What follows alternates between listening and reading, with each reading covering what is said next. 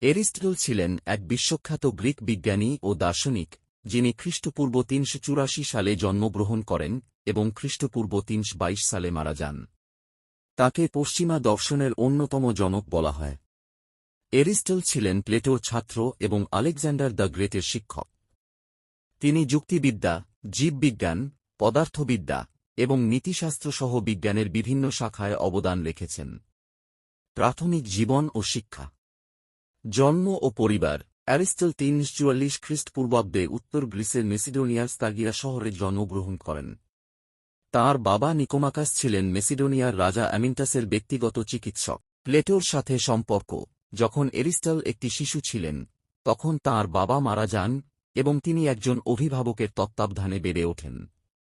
তিনি এথেন্সে গিয়ে প্লেটোর একাডেমিতে যোগদান করেন এবং পরে তাঁর ছাত্র হন।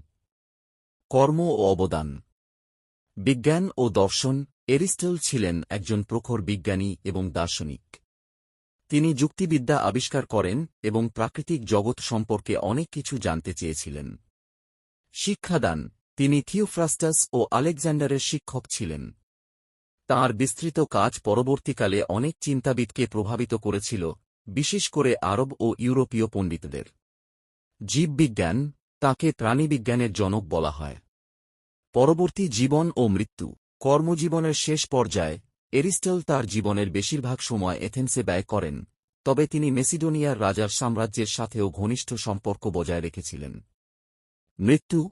তিনি খ্রিস্টপূর্ব ৩২২ সালে মারা যান।